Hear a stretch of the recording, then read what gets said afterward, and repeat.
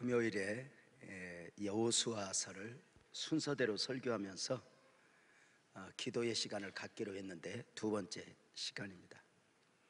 지난 시간 말씀드린 대로 이스라엘 백성들이 요단강 앞에서 가나안 정복을 준비하고 있습니다. 출애굽한 이스라엘 백성들이 광야 40년을 거쳐 가나안 입구에 있는 요단강 앞에 진을 친 것입니다. 이스라엘에게 있어 가나안은 하나님의 섭리, 곧 하나님의 뜻의 성취였습니다. 무엇보다 이스라엘에게 있어 가나안은 하나님이 주시고자 하는 약속이었습니다. 가나안은 사람의 선택이나 사람의 원함이 아니었습니다. 아브라함과 이삭과 야곱에게, 그리고 그의 후손들에게 주시마 약속했던 가나안입니다. 이스라엘 백성들이 40년의 광야 생활을 마무리하고 가나안에 들어갈 준비를 하고 있는 것입니다. 문제는 그 가나안이 저절로 얻어지는 축복이 아니라는 것입니다. 하나님이 주시마 약속하신 가나안임에도 불구하고 전쟁을 통해 쟁취해야 하는 땅이었습니다. 가나안은 당시 가장 강력한 가나안 7 부족들이 앞서 둥지를 들고 있는 땅입니다. 여리고를 넘어 아이성을 넘어 가나안 7 부족들과의 전쟁에서 이겨야 소유할 수 있는 땅입니다. 그래 가나안은 험한 삶을 살아내야 했던 이스라엘 백성들의 고생을 끝내는 장소가 아니었습니다. 지난주 말씀 가운데서 가나안은 사명적 차원에서 이해를 해야 한다 말씀을 드렸습니다. 애굽에서 너무 사는 게 힘들어서 빨리 애굽에서 나왔으면 기대했던 저들에게 출애굽의 축복이 있어지고 광야가 펼쳐졌는데 광야에서는 애굽 이상 힘들었던 것입니다. 광야 40년이 너무너무 힘들어서 이 광야 생활을 하루라도 빨리 마무리할 수 있으면 했지만 저들이 광야 생활을 마무리하고 들어갔던 가나안은 또 더 힘든 일들이 눈앞에 펼쳐졌습니다. 그래서 힘든 것만 생각하면 애굽에서 나와야 할 이유도, 가나안을 마무리해야 할 이유도, 광야를 마무리해야 할 이유도, 가나안에 들어갈 이유도 없어집니다. 그럼에도 불구하고 애굽에서 나와야 하는 이유, 가나안에 들어가야 되는 이유가 무엇일까? 이렇게 말씀을 드렸습니다. 애굽에서 힘든 것은 겨우 먹고 살기 위해 힘든 것이라면 광야에서 힘든 것은 믿음 지키느라 힘든 것이고, 그리고 가나안에서 힘든 것은 사명을 감당하느라 힘든 것인데, 그래서 우리의 인생이 바로 먹고 사는 것 또는 믿음 지키는 것, 이 차원을 넘어 사명적 차원에서 우리 가나안 성도들이 되어야 된다 말씀을 드렸습니다. 은혜라는 측면에서도 애굽과 광야와 가나안을 설명했습니다. 애굽에서 가나안까지 여정에 담긴 은혜를 말씀드린 것입니다. 애굽에도 은혜가 있었고 광야에도 은혜가 있었고 가나안에도 은혜가 있었다고 말입니다. 이스라엘 백성들이 원망하고 불평한 것은 은혜가 없어서가 아니었던 것입니다. 애굽에 은혜가 있었다, 우리가 생각해도 놀랍지 않아요? 애굽에 어떤 은혜가 있어? 430년간 종살이하고 벽돌을 구워서 처절하게 살아야 하는 저들에게 무슨 은혜가 있어서 그렇습니다. 사람이 볼 수 있는 은혜는 없었습니다.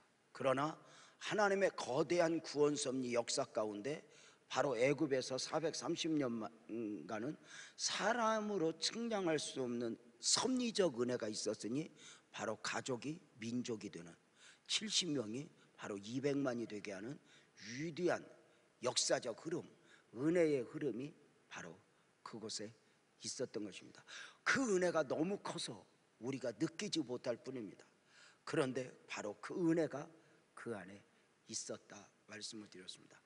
광야에서 은혜는 눈으로 보고 손으로 만지고 느끼는 은혜, 바로 은혜 안에서 살고 은혜를 보면서 사는 구름기둥 불기둥 만나의 은혜, 옷과 신발이 헤어지지 않는 은혜, 솟아나는 샘물의 은혜, 구름기둥 불기둥, 모든 게 다 범사의 은혜입니다. 다 은혜입니다. 근데 문제가 생겼습니다. 애굽에서는 은혜가 없어서 은혜를 못 받는데 이 광야에서는 너무 많은 은혜를 누리다 보니까 어느 날부터 은혜가 보이지 않는 것입니다. 그 은혜라고 생각했던 것들이 당연하다고 여겨져 버리는 것입니다. 이게 굉장히 무서운 거거든요.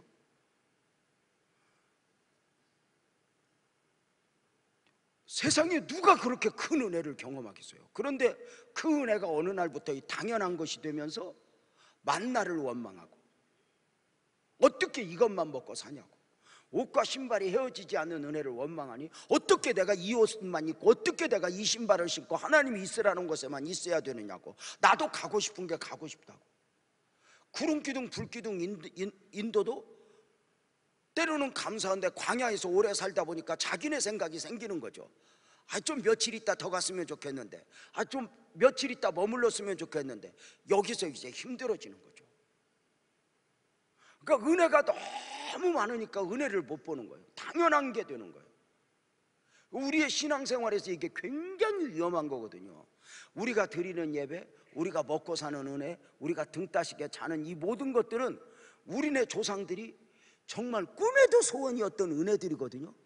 근데 우리는 어느 날부터인가 그 은혜를 눈으로 보고 먹고 만지고 하면서도 은혜를 몰라.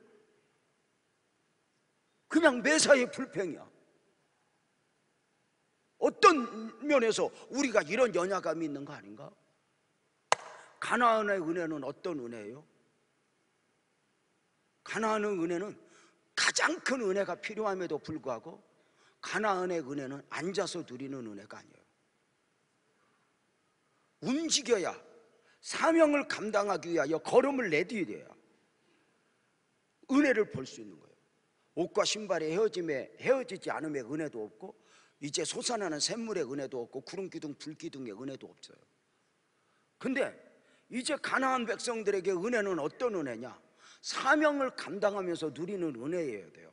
우리가 가끔 성도들이 첫사랑을 회복하게 해주세요 기도하지만 안 돼요. 첫사랑은 가만히 앉아서 누렸던 첫사랑이고, 이제 시간이 흐르면 그 첫사랑은 회복이 안 돼요. 바로 첫사랑은 사명 감당하면서 누군가를 섬기면서 이제 그 하나님의 은혜를 누리는 것이지, 그 첫사랑의 느낌은 어린아이 때 누리는 은혜였다. 그래서 그런 은혜들, 그래서 애굽에서 하나님을 생각하지 않고 나만 생각하면 은혜가 보이지 않고, 광야에서는 너무 많은 은혜를 보면서 은혜를 못 누리고, 가나안에서는 어느 날부터인가 우리의 신앙이 늙어서 사명 감당하지 않고 그저 죽는 날만 기다리며 가만히 앉아 계시니까 은혜가 없어지는, 은혜가 보이지 않는 이런 이야기들을 했는데, 지난주에 빨리 끝내달라 뭐 이런 소리 때문에 이제 별로 느낌이 없었던 것입니다. 이제 이렇게 가나안 정복을 앞두고 여호수아와 이스라엘 백성들을 향한 하나님의 말씀이 선포되어지니 여호수아 1장 1절입니다. 여호와의 종 모세가 죽은 후에 여호와께서 모세의 수종자 눈의 아들 여호수아에게 말씀하여 이르시되, 놀랍게 가나안 정복을 앞두고 모세가 죽고 여호수아의 사역이 시작이 되는 것입니다. 모세가 죽은 후에, 이해가 되십니까? 우리네 생각은 모세가 계속해서 그 사명을 감당해도 될 것 같은데 왜 모세를 하나님이 데려가셔야 했고 모세는 죽어야 했냐는 것입니다. 모세의 죽음에 대하여 신명기 34장 7절은 이렇게 말합니다. 모세가 죽을 때 나이 120세였으나 그의 눈이 흐리지 아니하였고 기력이 쇠하지 아니하였더라 입니다. 모세는 나이 많아 늙어 죽은 것이 아니었습니다. 그의 눈은 흐리지 않았고 그의 기력이 쇠하지 아니한 가운데 왕성한 가운데의 죽음입니다. 아직도 모세는 그 무엇이라도 감당할 만큼 체력도 영성도 풍성한데 하나님의 뜻에 따라 하나님의 원하심에 따라 죽은 것입니다. 가나안이 보여지는 모압 평지 느보산 꼭대기에서 모세에게 주셨던 하나님의 말씀이 있습니다. 가나안 땅을 보여주시면서 주신 말씀이죠. 신명기 34장 4절 5절이에요. 여호와께서 모세에게 이르시되 이는 내가 아브라함과 이삭과 야곱에 맹세하여 그의 후손에게 주리라 한 땅이라. 보라, 저 가나안 땅을 보라. 내 눈으로 보게 하였거니와. 이번에 성지순례 가신 분들이 요르단에서 그 장면을 보았거든요. 너는 그 가나안 땅을 보지만 너는 그리로 건너가지 못하리라 하시며 5절에서 이에 여호와의 종 모세가 여호와의 말씀대로 모압 땅에서 죽어. 그러니까 자신의 의지가 아니라 여호와의 말씀대로 죽은 것입니다. 나이 많아 늙어서가 아니었습니다. 하나님이 분명한 것은 데려가셨다는 것입니다. 모세가 가나안의 영광에 동참하지 못하고 죽은 것은 어쩌면 모세 개인적으로는 안타까움일 수 있습니다. 아직도 그가 가나안 정복의 사명을 감당할 만큼 시력에도 기력에도 젊은이 못지않은데 하나님이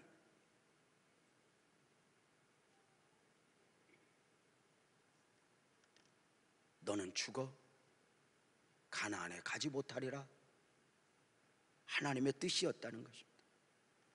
이 모세의 죽음이 주는 의미가 무엇일까? 여기까지의 은혜입니다.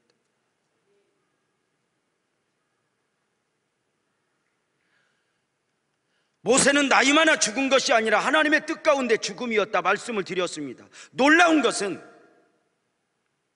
모세가 하나님의 뜻에 따른 자신의 죽음을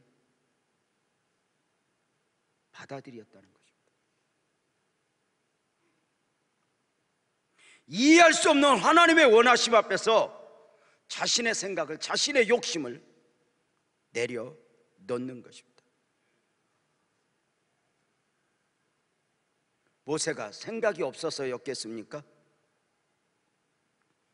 모세가 사명자로서 얼마나 죽을 고생을 하면서 여기까지 왔는데 그 고생을 감당할 수 있었던 것도 저 보이는 가나안, 그 가나안에 가고자 함이었는데 그 가나안의 소망 때문에 그 모진 사역을 감당해내었는데 하나님이 이제 그만 하시는 음성 앞에 아멘으로 수용하는 모세, 바로 모리아산에서 아버지 아브라함이 아들 이삭을 제물로 드리는 장면과 흡사하지 않냐는 것입니다.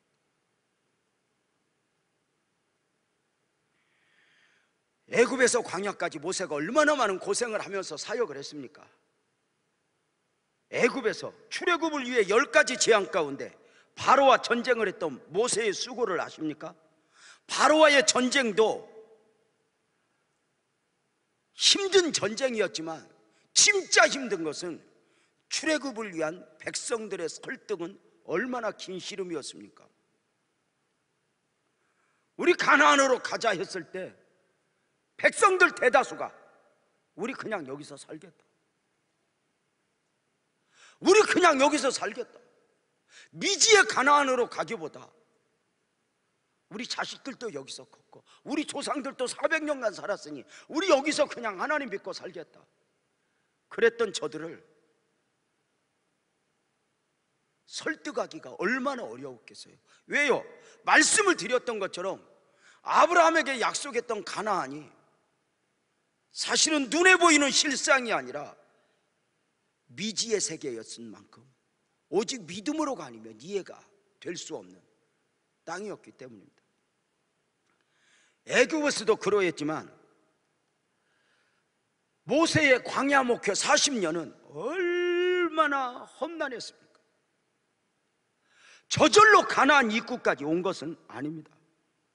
물 없는 광야, 길 없는 광야, 길을 가로막는 아말렉을 비롯한 수많은 군대들,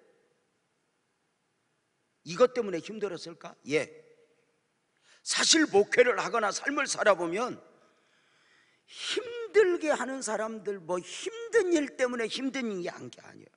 원래 힘든 일은 당연하다 이렇게 여기니까요. 그러나 목회나 가정은 정말 가정에서 힘든 것은 생각지 않은 데서 생각지 않은 사람들로 하여금 이렇게 충돌이 있어지게 돼요. 광야 목회 40년을 이렇게 돌아보면은 먼저 모세의 영적 권위에 도전하는 사람들이 있었어요. 놀랍게도 모세의 영적 권위에 도전하는데 앞장선 사람들은 다른 사람들이 아니라 모세의 가족들인 아론과 미리암이었다는 사실에 충격을 받죠. 민수기 12장 2절에 보면 그들이 모세와 아론이 미리암과 아론이 이르되 여호와께서 모세와만 말씀하셨느냐? 우리와도 말씀하지 아니하셨느냐? 이제 언제까지나 모세에게 순종만이 아니라 우리도 직통해서 하나님의 뜻을 헤아려 듣겠다는 것입니다. 모세를 통해서 하나님의 뜻을 받는 게 아니라 우리도 직접 받겠다, 너를 통해서 좀 받는 게 좀 싫다는 것입니다. 이유가 뭔지 아십니까? 당연하다고 여깁니다, 상식적으로는. 왜냐하면 바로 그때, 바로 지금 2절인데 1절에서 어떤 사건이 있어지냐면은 모세가 구스 여인을 취한 것입니다. 아론과 미리암이 모세를 향해서 어떻게 그럴 수 있냐고 비방하면서 있어진 영적 도전입니다.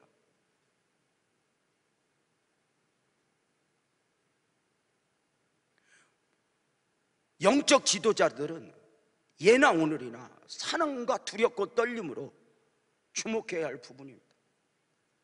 어느 한순간 누구라도 무너질 수 있기 때문입니다.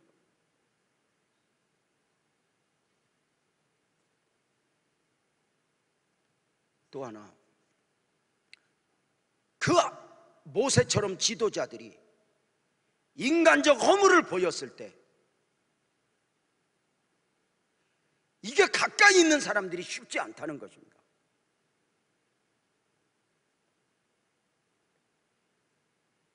오늘날로 말하면 목사의 가족들, 목사에 가까이 헌신하시는 분들이 아무리 부딪히다 보면, 모세도 그런데 목사에게 허물이 어찌 없겠어요? 아론과 미리암도 평소 모세를 본 거죠. 근데 모세가 보니까 부족한 거예요. 다른 사람들 앞에서는 막 하나님처럼 보여도 어쩌면 가족들이 보기에 아이고 저 모세가, 아이고 저 모세가 또 저러다가 또 뭐 하나님의 음성을 들었다고 뭐 가자느니 하는 게 이게, 그래서 하나님의 음성을 너만 듣냐? 우리도 직접 듣겠다. 우리도 이제 순종만이 아니라 나는 나식으로 하나님의 길을 하겠다 라고 저들의 영적 권위에 도전했을 때 결국 하나님은 모세의 허물 앞에도 불구하고 미리암으로 하여금 나병에 걸리게 하면서 당신의 방법으로 영적 권위를 세워가셨죠. 모세가 광야 목회에 힘들었던 건 또 당을 지어 모세를 대적하는 사람들도 있었습니다. 민수기 16장 1절 2절 3절을 보면 레위의 증손 고아스 손자 이스라엘의 아들 고라와 르우벤의 자손 엘리압의 아들 나단과 아비람과 벨렛의 아들 오니 당을 짓고, 이렇게 말합니다. 당을 짓고. 누구예요? 지금 말씀드린 레위의 손자 고아서 이 사람들이 다 성전을 섬기는 레위 자손들이에요.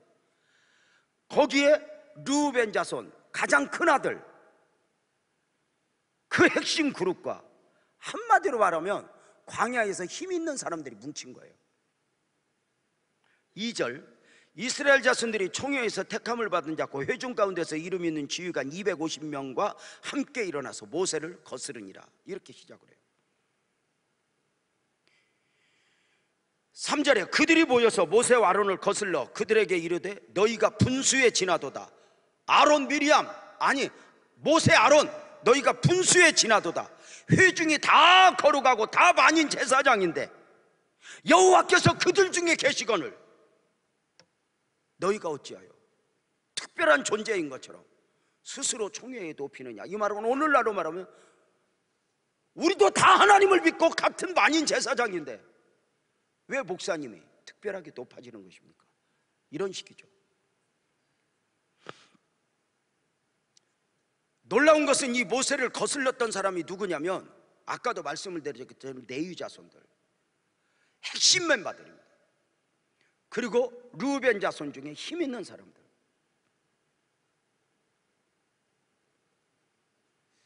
그 힘 있는 사람들이 똘똘 뭉친 것입니다.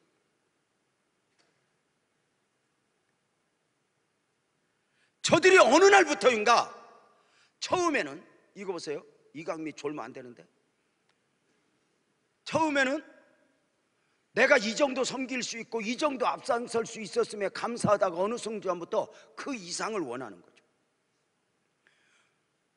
선을 넘어버리게 되었으니 이들을 향한 모세의 발이 민수기 16장 9절 10절 11절에 보면 이스라엘의 하나님이 이스라엘 회중에서 너희를 구별하여 자기에게 가까이 하사 여호와의 성막에서 봉사하게 하시며 회중 앞에 서서 그들을 대신하여 섬기게 하심이 너희에게 작은 일이더냐? 지금 설명 안 해도 알겠죠? 너 이 정도 섬기는 게 작은 일이더냐?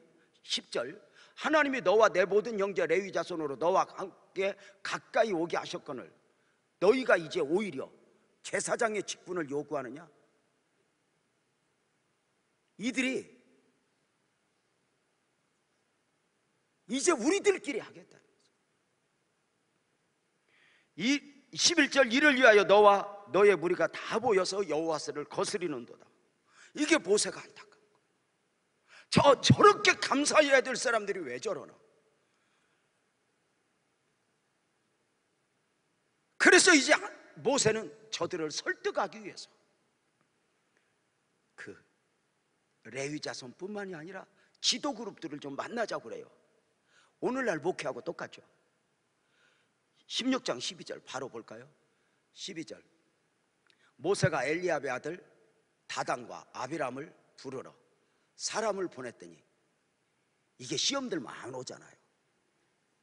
그들이 이르되 우리는 올라가지 않겠다. 그냥 곱게 말했겠어요? 이들은 이 엘리압의 아들 바로 누구냐면 마티형 자손들이거든요. 르우벤 자손들. 그러니까 교회로 말하면 힘 있는 사람들. 모세가 오라고 그래도 안 간다 그러는 거예요. 모세를 거절한 저들의 계속된 주장. 11절 12절 계속 순서들이 있죠. 13절 볼게요. 안 온다고 하면서 하는 말이에요. 모세야, 네가 우리를 적과 꿀이 흐르는 땅에서 이끌어내어 광야에서 죽이려 함이 어찌 작은 일이기에 오히려 스스로 우리 위에 왕이 되려는, 이게 말이 돼요? 한번 생각해 보세요. 지금 앞으로 가야 할 땅이 적과 꿀이 흐르는 땅이 아니라 애굽이 적과 꿀이 흐르는 땅이었다는 거예요. 우리가 그렇게 잘 살았는데 너가 우리를 꼬셔서 이렇게 데리고 나왔고, 네가 우리 위에 스스로 왕이, 여러분 모세가 언제 왕이 된다고 그래요? 근데 이렇게 이제 사람이 시험에 빠지면 이렇게 자기들만의 생각에 이렇게 빠지게 되는 것 같아요. 그러면서 자기 생각 더하기 마귀가 주는 지혜가 겹쳐지면서 이 말도 아닌 말을 하는 거죠.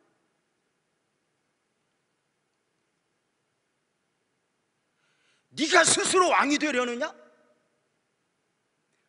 모세의 섬김을 백성들로 하여금 오해하도록 목소리를 높이는 거예요.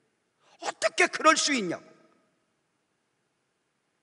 모세의 설득에도 저들은 욕심을 내고 결국 우리끼리 제사할 거야. 제사를 강행합니다. 아론 필요 없어, 모세 필요 없어, 우리들끼리 할 거야.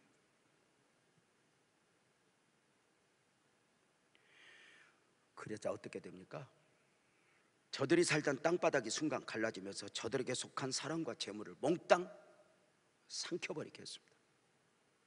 그리고 민수기 16장 35절 그들의 결론은 이렇게 나타납니다. 여호와께로부터 불이 나와서 분향하는 250명을 불살랐더라. 모세의 광야 목회를 배우고 있어요. 백성들은 또 돌을 들고 모세를 죽이려 하면서 이렇게 말을 하기도 했죠. 민수기 14장 4절에 보면 이에 서로 말하되 우리가 한 지휘관을 세우고 애굽으로 돌아가자. 손에 돌을 들고 모세야 모세야 모세야. 일명 광야 목회죠. 이 목회는 원래 광야에서 하는 거거든요. 비단길에서 하는 게 아니거든요. 그게 참 쉽지 않은 거죠. 한국에서 설교를 제일 잘하는 목사님이 2년 전에 은퇴를 했어요. 그분은 대한민국 누구라도 그분이 설교 제일 잘하는 분. 아니 70이 안 됐는데 왜 은퇴했지?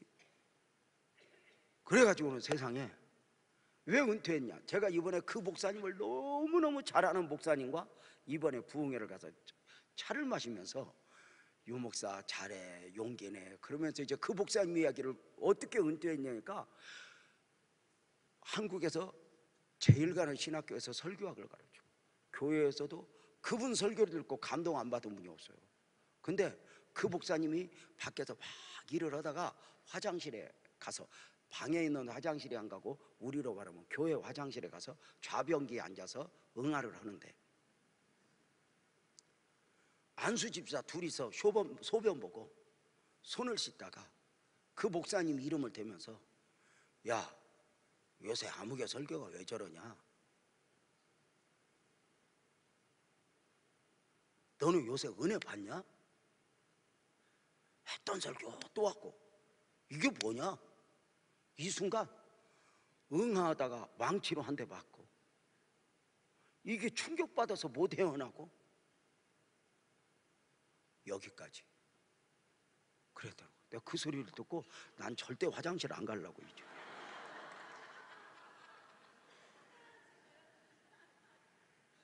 여러분, 모세가 이 모진 과정 속에서도 그 사명을 눈물로 감당할 수 있었던 이유는 딱 하나예요. 가나안. 그런데 하나님이 여기까지.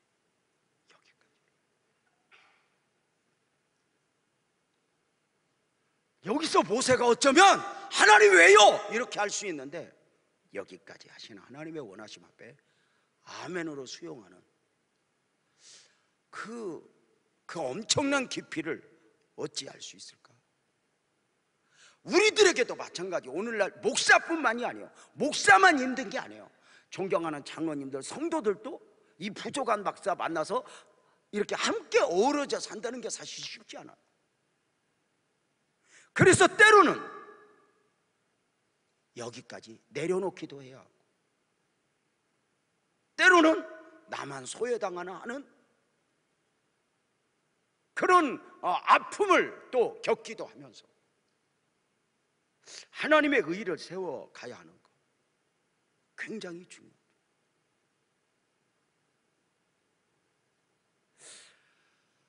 모세의 경우처럼, 아론과 미리암의 경우처럼 특별히 가까이 있는 분들이 이렇게 어떤 허물을 보았을 때 그게 사실 존경하기가 쉽지 않거든요.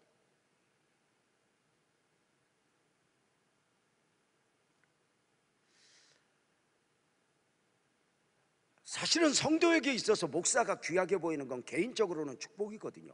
목사에게는 두렵고 떨림이고요. 목사는 당연하지만 부교역자도 마찬가지예요. 우리 스스로를 위해서 귀하게 여겨야지 부교역자를 우습게 하는 것은 자기 자신의 얼굴에 결국은 오물을 뒤집어 쓰는 거나 마찬가지가 되는 거죠. 그건 똑똑한 게 아니죠. 어리석은 거죠.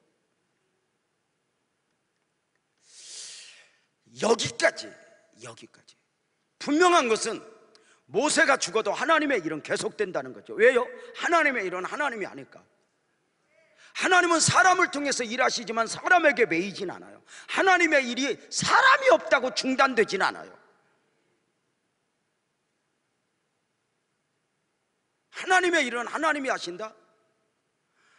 모세가 하나님으로부터 전대 인정을 받을 만큼 대단한 하나님의 사람이었지만 모세의 능력은 모세의 능력이 아니었어요.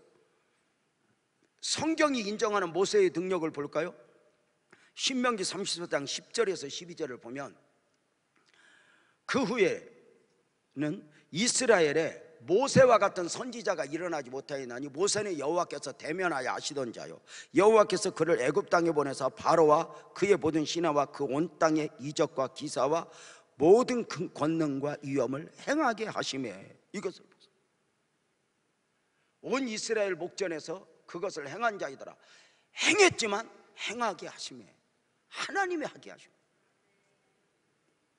모세가 실력이 있고 능력이 있는 게 아니라 하나님이 행하게 하신 거예요. 그래서 모세의 능력은 개인적 능력이 아니었단 말이에요. 목사를 비롯해서 앞장서 하나님의 일을 하는 사람들이 정말 유념해야 할 것, 교만해서는 안 돼요. 시간적으로 환경적으로 하게 하심에 하는 것이지 내가 누구보다 우월감을 가지고 일하게 되면 곤두박질 치게 돼 있다고 말이죠.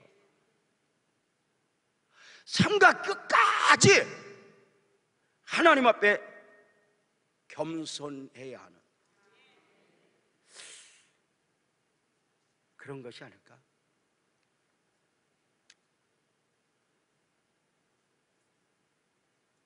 하나님의 길은 하나님이 한다.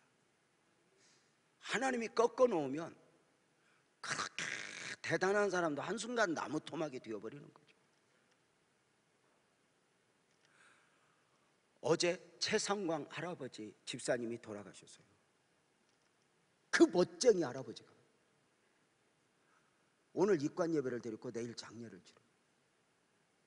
저는 오늘 입관 예배를 드리러 가서 기절할 뻔했어요.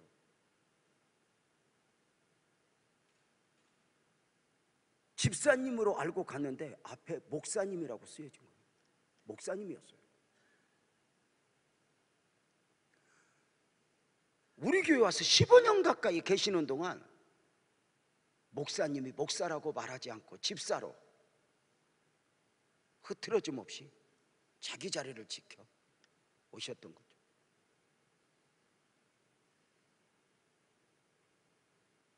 가족 삼형제가 목사였고 사위도 목사이고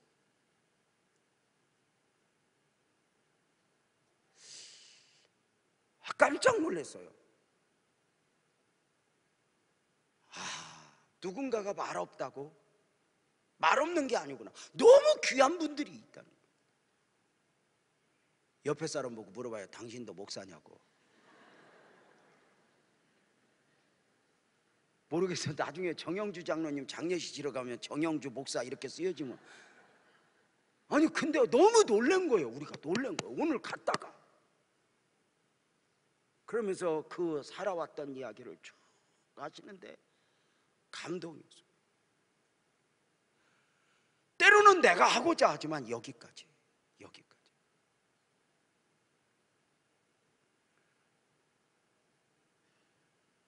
가나안을 눈앞에 둔 요단강 입구까지가 모세의 사명이었어요. 요단을 건너는 일부터 가나안을 정복하는 사명은 모세가 아니라 여호수아라 하여금 그 사명을 감당케 하는 거죠. 모세가 감당했던 광야의 사명도 여호수아가 감당해야 하는 가나안의 사명도 분명한 것은 하나님의 일이고 하나님이 하신다는 거죠. 앞장서 하나님의 일을 하는 사람들은 삶과 자신을 내려놓고 끊임없이 하나님을 느껴야 하는 거죠. 그래서 교회에서 내 생각은, 내가 경험한 바로는, 내가 옛날에 100% 위험합니다. 복음적 신앙은 늘 나를 부인하고 나를 쳐서 복종시킴으로 맺어지는 열매지, 그래서 과거가 화려했던 사람일수록 삶과 두렵고 떨림이어야 하는 것입니다. 하나님이 내리신 결정을 수용하는 것이 믿음이다.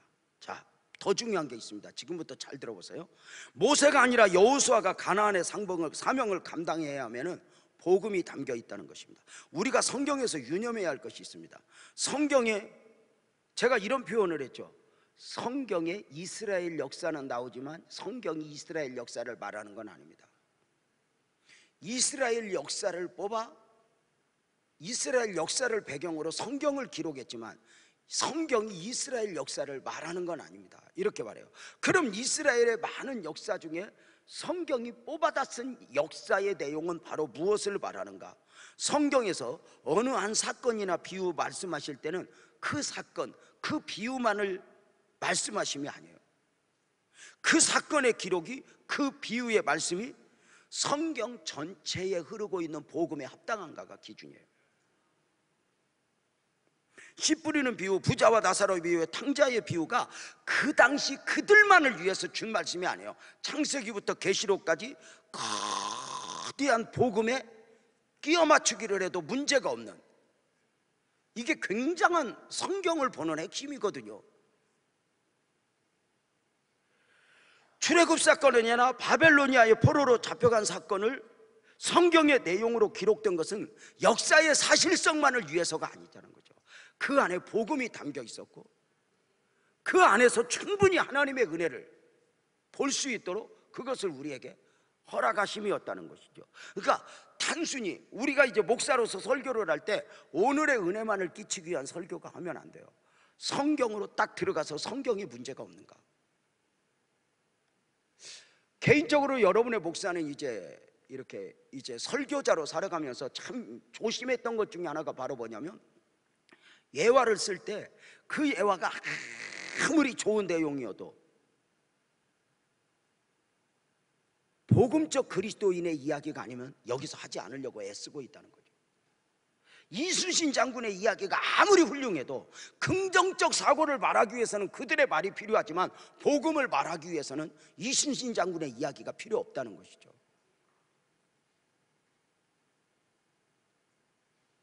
너무 희한한 얘기를 했나? 굉장히 이게 설교자로서는 오늘만 은혜를 끼치기 위함이면 별 이야기 다 해도 돼요. 근데 그 내용이 성경 속으로 딱 들어갔을 때 따로국밥처럼 노는 것이 아니라 복음으로 믹서가 되는가, 그 간증이, 그 예화가, 이게 굉장한 핵심이거든요. 성경 전체, 어떤 한 사건이, 어떤 비유가 성경 전체라는 거울에 비추어도 문제가 없을 때 바로 그러한 사건들이, 그러한 비유들이 성경에 삽입되어 있다는 거죠. 자, 그러면 모세가 죽은 후에 여호수아에게 들려진 말씀을 1장 2절, 여호수아 1장 2절을 다시 보겠습니다. 내 종 모세가 죽었어. 이제 너는 이 모든 백성과 더불어 일어나 요단을 건너 내가 그들 곧 이스라엘 자손에게 주는 그 땅으로 가라.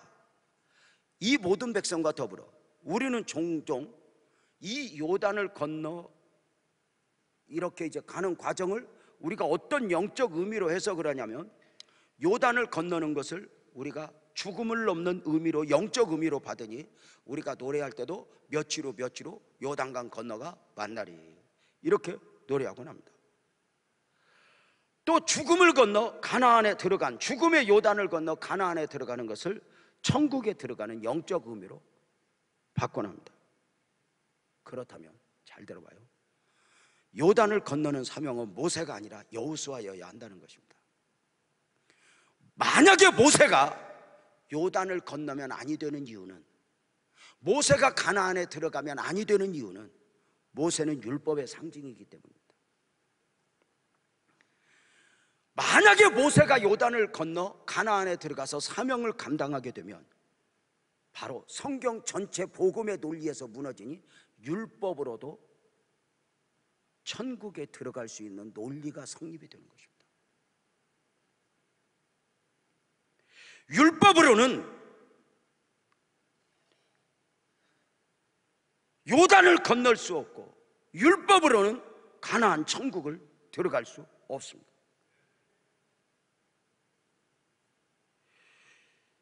여호수아가 사명자가 되어 요단을 건너 가나안의 사명을 감당해야 하는 이유는 그 이름의 뜻에서 해답을 찾을 수가 있는데, 여호수아의 이름은 성경에서 예수, 호세아와 더불어 여호수아는 구원자라는 뜻을 가지고 있습니다.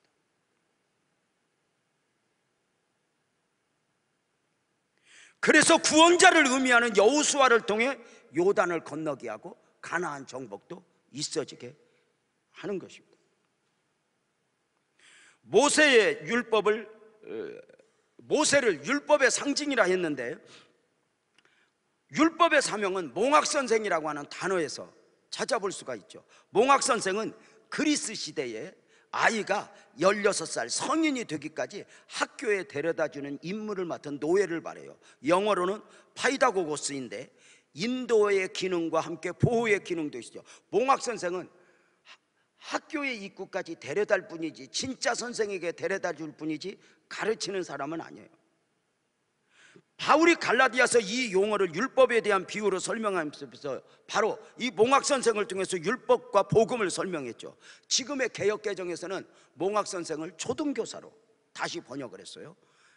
갈라디아서 3장 24절 25절에 보면 이같이 율법이 우리를 그리스도께로 인도하는 몽학선생, 초등교사가 되어 우리로 하여금 믿음으로 말미암아 의롭다함을 얻게 하려 함이라. 율법이 우리를 어디로 인도하냐면 그리스도에게로 인도하는 거예요. 어떻게? 믿음이 온 후로는 우리가 초등교사 아래에 있지 않도다. 믿음으로 우리가 주님을 영접하려는 초등교사 보호를 받을 필요가 없다, 뭐 이런 이야기인데, 바로 율법은 바로 뭐냐면, 율법은 끊임없이 우리를 짓눌러 죄인이 되게 해서 예수님의 필요를 인식하게 하는 것입니다. 그래서 율법은 끊임없이 오라나는 공고한 자로다. 그래서 하나님이 주님이 아니면 안 되는 사람. 그래서 모세는 율법의 상징이기 때문에 이스라엘 백성들을 이끌고 요단 입구까지 와서 그 사명을 다하고, 구원자라는 이름의 뜻을 가진 여호수아에게 그 사명을 맡겨 요단을 건너고 가나안 정복이 시작되는 것인데, 여러분 표정은 그런 거 몰라도 되는데 우리의 기대는 오직 설교가 짧게 끝나는 것이겠지만 오늘도 여전히 많이 남았습니다. 이게 굉장한 복음의 핵심이거든요. 우리는 처음에 물론 표면적으로는 무리바 사건에서 모세가 분노함으로 너 가나안에 못 가 했지만, 그 이면에는 복음의 원리 안에서 바로 가나안에 들어갈 수 없었다라고 하는 것이 정상입니다. 또 하나, 모세의 죽음이 하나님의 뜻이라면 분명한 게 있어요. 모세를 위한 것이라는 거. 여기까지 하면 우리에게 막 손해를 입히고 이게 아니라 크게 한번 해봐요. 모세를 위한 것이다. 만약에 모세가 복음 다 놓고 요단을 건너 가나안 정복 사명까지 감당하고 모세가 죽었으면 모세는 하나님 이상 하나님이었을 거예요, 백성들에게. 모세의 죽으면 나중에 무덤은 피라밋보다 더 커져서 길이 모세의 이름이 빛이 났을 거예요. 그래서 어느 날부터인가 모세의 이런 공로에 가려서 하나님이 보이지 않는, 그래서 결국 백성들은 나무에 붙어있는 가지가 아니라 가지에 붙어있는 가지가 될 가능성이 있어. 만약에 모세가 가나안에 들어갔더라면 모세도 저주고 백성들도 저주였다는 거죠. 분명한 것은 모세가 가나안에 들어간 것은 우리에게 복음을 설명하기 위한 예표이지, 이것을 말하면 어떤 사람은 모세가 가나안에 안 갔으니까 천국에 못 갔다만 또 이런 식으로 이해를 하면 안 됩니다. 모세가 천국 백성이라는 이유가 어떻게 알죠? 모세가 천국 백성, 변화산에서 베드로가 눈이 열려 환상 가운데 보았을 때 예수님과 모세와 엘리야가 대화를 하고 있었어요. 이때 너무 좋았던 베드로가 마태복음 17장 3절 4절에 보면은 그때에 모세와 엘리야와 예수가 더불어 말하는 것이 그들에게 보이거늘 베드로가 예수께 여쭈어이르되 우리가 여기 있는 것이 있사오니 만일 주께서 원하시면 내가 여기서 초막 셌을 때 하나는 주님을 위하여 하나는 모세를 위하여 하나는 엘리야를 위하여. 그 영광을 보니 얼마나 좋았던지. 내 집은 없어도 돼요. 주님만 있으면 되고 모세와 엘리야만 있어도 되고 그것만 보고 살았으면 나는 원이 없겠어요. 이게 은혜거든. 오늘 또 빨리 끝내주세요. 그런 거 말고 목사님 평생에 나는 이렇게 설교만 듣고 살았으면 좋겠어요. 이래야 이게 변화산의 은혜거든.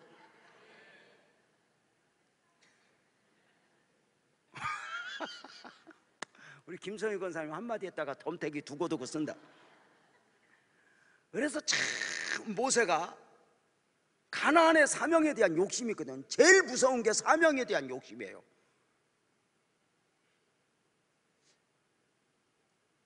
이게 목사도 참 조심해야 될 요인이 그죠. 왜냐하면 그것은 이제 어떤 명분화시킨 고집이 될 수가 있으니까 그래요. 자, 모세가 여기까지 했음에도 불구하고 그가 내려놓을 수 있었던 이유는 그에게 다른 소망이 있으니까 그래요. 어떤 소망? 히브리서 11장 26절에 보면 그리스도를 위하여 받는 수모를, 그러니까 모세는 자기의 수모를 당시에 이미 그리스도라고 말을 해요. 애굽의 금은보화보다 더 큰 제물로 여겼으니 이는 상 주심을 바라봄이라. 한번 물어볼까요? 모세가 꿈꿨던 이 상은 어떤 상일까요? 지상에서 꿈꾸는 상이 아님을 알죠. 어떻게 알아요? 여러분, 애굽의 금은보화를 거절하고 이 땅에서 욕심낼 수 있는 상이 어디 있어요? 애굽의 금은보화를 다 거절하고 욕심내는 상은 딱 하나, 크게 하면 해봐요. 천국의 보화죠. 모세는 그 사명도 사명이지만 그 천국이 가슴에 붓다. 스데반이 그것을 보았기 때문에 미련이 없었고요. 그래서 이걸 보니까 스데반도 여기까지, 안수 받자마자 순교했을 때 여기까지, 세례 요한도 나이 30에 여기까지. 중요한 건 여기까지를 연말마다 여러분이 만들면 안 된다는 거예요. 내년에는 뭐 조용하게 신앙생활을 한다느니, 내년에 아무것도 안 한다느니. 지금도 너무 조용해서 걱정인데 그건 주님의 권한이지. 근데 여러분 참 중요한 거, 마지막을 내가 만들어, 이런 말씀들이 굉장히 중요하고, 이런 이 철야 때 한 번씩 이런 말씀들을 이제 여러분에게 이렇게 사실 이게 굉장히 신학적으로 중요한 논리거든요. 네. 자, 새로운 지도자 여호수아를 어떻게 소개합니까? 성경은 여호수아 1장 1절에 보면 여호와의 종 모세가 죽은 후에 여호와께서 모세의 수종자 눈의 아들 여호수아에게 말씀하여 이르시되, 모세를 향하여 말씀하시던 하나님이 이제 여호수아를 향하여 이제 말씀하시기 시작했네요. 모세의 수종자, 원래 개역 한글에서는 모세의 시종 이렇게 말해요. 놀라운 것은 여호수아가 아주 작은 수종자로 불리웠지만 이 여호수아만큼 하나님이 철저하게 준비시킨 사람이라는 거죠. 멀리서가 아니에요. 여호수아는 모세를 철저하게 지근거리에서 섬기면서 지도자로 거듭났어요.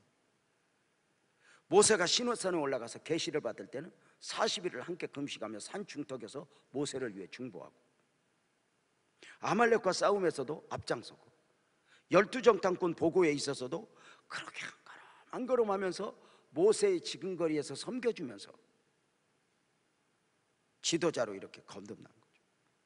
어느 날 갑자기 여호수아에게 말씀하여 이르시되가 아니죠. 오늘도 하나님이 여호수아에게, 요셉에게 말도 안 되는 환경을 조성하고 그 안에서 저들을 지도자로 만들어가는 거죠. 그래서 오늘날도요, 종로로 다는 사람이 존경받는 지도자가 되는, 종로로 잘하는 사람이, 성경에서 보면 대부분의 하나님의 사람들은 나는 그리스도의 종, 나는 모세의 종, 다 이런 식으로 표현해요. 종의 영성이죠. 종의 마음이죠. 이건 예수님의 마음이기도 했고요. 그리고 어느 날 비로소 여호수아는 지도자가 되어서도 끊임없이 종의 마음으로 섬기다가 여호수아가 죽을 때 24장 29절에 보면 그제서야 여호와의 종이라 처음으로 불리워요. 얼마나 자신을 내려놓고, 그래서 가장 위대한 사역을 감당하면서도 그 하나님 앞에 민감하게 드려졌던 여호수아의 매력이 이 금요일마다 이렇게 우리에게 많이 느껴졌으면 좋겠다 싶은 마음이에요. 가나안은 선택이 아니라 순종이라고 했어요. 이제 그 순종의 영성으로 가나안 정복을 시작해야 하는 상황을 좀 보면은, 이제 여호수아에게 가나안 정복의 명령이 이제 떨어진 거죠. 이제 여호수아는 두려움 가운데 그 사명을 감당했는데 1장 2절을 다시 한번 읽어보면, 내 종 모세가 죽었으니 이제 너는 일어나 가라. 이렇게 모세가 죽었다. 이건 진짜 하늘이 무너지는 소리잖아요. 이스라엘 백성들에게 모세가 누구예요? 430년간 종로여들하던 자기들에게 영도자가 되어서 인도했고, 아무리 하나님께서 그를 사용하셨다고 그러지만 하나님은 보이지 않는 가운데 그가 하나님처럼 되어서 그 40년을 자기들의 원망을 다 받아주면서도 그 사명을 감당했던 모세, 그 모세가 죽었어요. 요단강도 건너야 하는데, 가나안 정복을 해야 되는데, 가나안 정복을 앞두고 있어 이스라엘에게는 최악의 상황이죠. 모세가 죽었죠. 요단강은 건널 방법이 없죠. 저 여리고는 보이고 있죠. 들려오는 소식에 가나안 7부족의 군대가 싸우려고 기다리고 있다고 그러죠. 구름기둥 불기둥은 더 이상 보이지 않죠. 대책을 어떻게 세워야지? 사명 외에는 아무것도 없어요. 진짜요, 모세가 죽었다. 모든 상황이 다 죽은 거예요. 근데 하나님의 일이 그런 것 같아요. 다 죽여놓고 동의하면 아멘 해봐요. 해답은 하나님. 하나님이 아니면 안 돼. 요걸 느끼고 만들어가는, 그 위대한 가나안 정복을 뭐 수단 방법이 아니야. 하나님 이렇게 하도록 만드는 거예요. 우리 빛나교회가 여기까지 올 때도 보면 하나님은 수단과 방법을 가리지 않고 하나님 하게 만들었어요. 아니 진짜 어쩌면 그렇게 하나님은 그렇게 이끌어 오셨나 몰라요. 가장 없을 때 성전 부지도 준비하고, 아니 말도 안 돼요. 우리 장로님이랑 아시죠? 이 성전 부지 준비할 때 어떻게 준비했어요? 이동성전에서 교육관 짓는 중에 이거 준비했어요. 우리 장로님들이 어떻게 이제 우리 기도하고 나갈 때 뭐 다들 아멘 해줬으니까 이렇게 여기까지 왔지, 교육관은 왜 짓습니까? 이랬으면 우리는 못했죠. 교육관 지으면서 빚은 빚대로 잔뜩 졌는데 땅을 사야 해요. 땅을 구입하고 정말 금융위기 이런 것들이 겹치는 가운데 두렵고 떨림으로 성전 건축을 해야 하고, 그러니까 뭐 도대체 방법이 없었어요. 하나님 앞에 우는 거 말고. 아니 진짜 제가 그랬잖아요. 성전이 지어지는 3년 반 동안 저는 불면증 걸린 것처럼 잠을 잘 수가 없었어요. 5분 자다 깨고 10분 자다 깨고 무릎 꿇고 있고,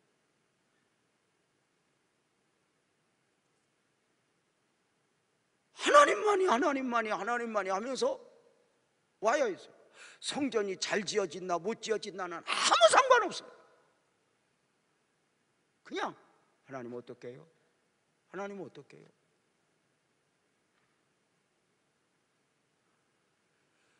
그래서 상황만 보면, 환경만 보면 아무것도 못해요. 최악의 상황 속에서 네가 믿음이냐? 그리고 가나안 정복을 시작하게 하세요. 믿음이냐? 이걸 수없이 우리가 이동성전에서 연습을 했어요. 이거 성전 지을 때 이걸 짓고, 정말 죄송한 표현이지만 이제 우리가 지금 뭐 우리가 이제 배를 뚱뚱뚱뚱 얼만큼 하나님의 은혜지만 이게 부도가 날 정도로 성도들은 모르는 가운데 우리 장로님들하고 아픈데 요 앞에 또 땅이 생기는 거예요. 그때 하나님이 저에게 준 마음이 있어요. 이게 믿음으로 하는가 보자. 그런 것 같아요. 그래서 믿음으로 하고 그 주차장 부지를 우리가 받은 거예요.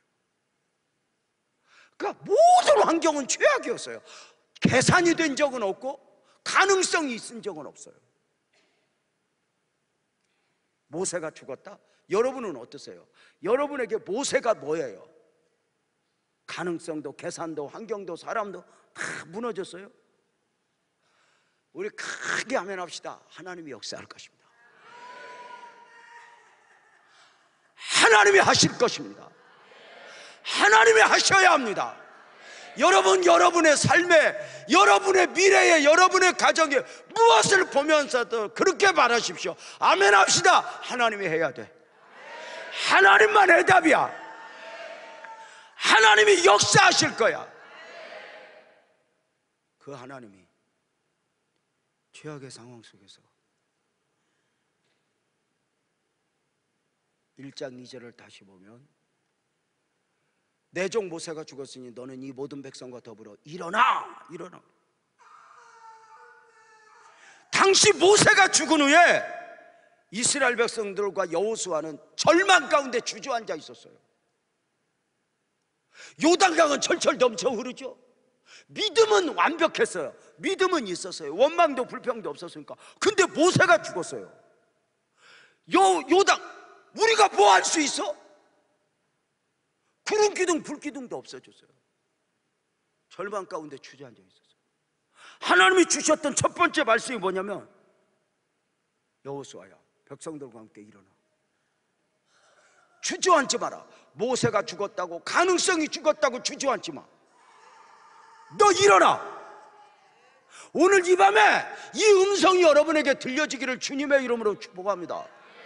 내게 아무것도 없지만 주님, 내가 일어나겠습니다. 내가 다시 시작하겠습니다.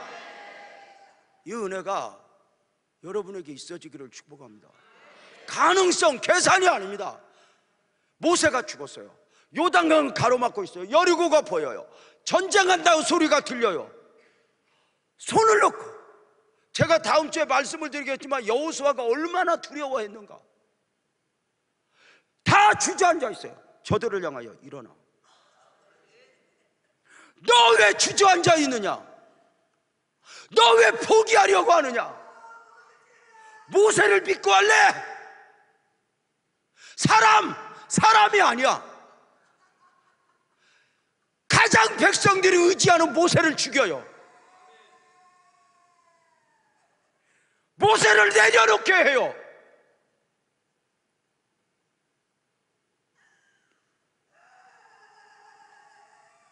최악의 상황 속에서 사람을 떠다며 환경을 떠다며 주저앉아 있으면 역사가 일어날 수 없어요.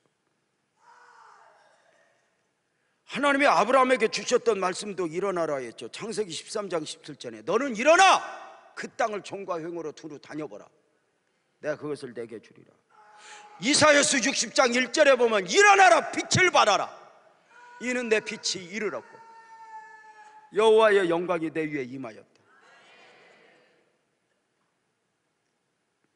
더 좋은 환경을 기다리지 않아요. 우리는 더 좋은 환경이 있다고 믿으면 안 돼요. 아멘 합시다. 하나님의 환경이고 하나님의 해답이고 하나님이 역사하십니다. 너는 일어나 믿음으로 건너라.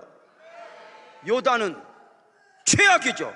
여호수아 3장 15절에 보면은 현재 요단의 상황이, 요단이 곡식 거두는 시기에는 물이 항상 언덕에 넘쳤대요. 믿음이 아니면 방법이 없어요.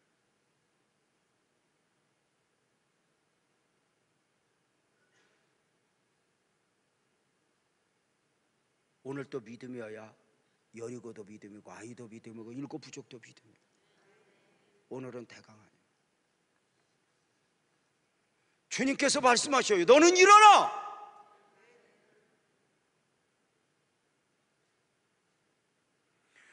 아무것도 하지 않겠다 못했다고 나는 못해하고 주저앉으면 안 돼. 너는 일어나. 너는 일어나.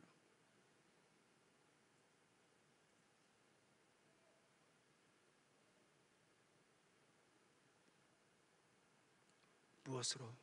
아멘 합시다. 오직 믿음으로.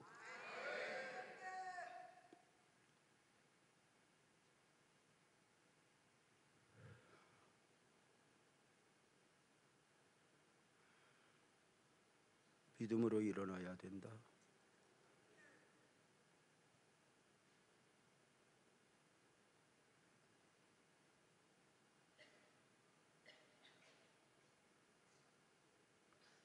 우리를 낙담시키는 요인들이 너무 많아요.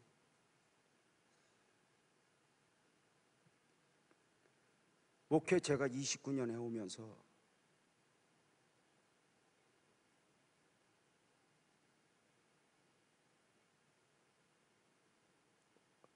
정말 많은 과정. 오늘도 우리 최성광 집사님, 목사님 입관 예배 드리고 쭉 보면서 선부성전을 쭉 보면서 옛날 생각에 이렇게 젖어 있다 왔어요.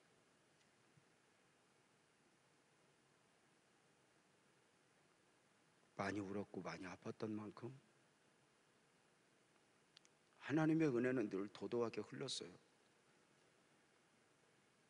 목회가 애굽일 때도 있었어요. 근데 지금 돌이켜보니까 그 애굽에 있을 때 가장 하나님의 은혜가 왕성했었어요.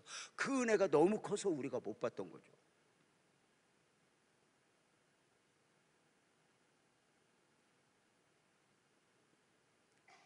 사랑하는 여러분, 저는 종종 드리는 말씀이 있어요. 하나님은 물에 빠진 사람은 절대 안 건진다고. 물에 빠져서 누구 때문에 빠졌어요? 무엇 때문에 빠졌어요? 안 건진다고. 누구 때문에 빠졌든지 손을 내밀어 주여 나를 건지소서. 바로 이때 주님의 해답이지.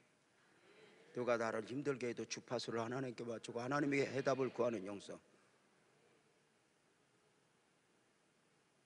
문제가 있을 때 주파수를 하나님께 맞춰.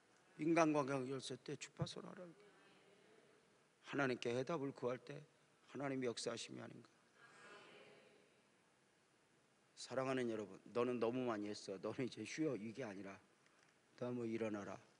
오늘도 여러분 모두가 여기서 모세를 죽이고 아멘 합시다. 내 안에서 모세를 죽이고 여호수아가 살아나게 해서 여러분 무엇이라도 감당할 수 있는 능력이 여러분에게 있기를 축복합니다.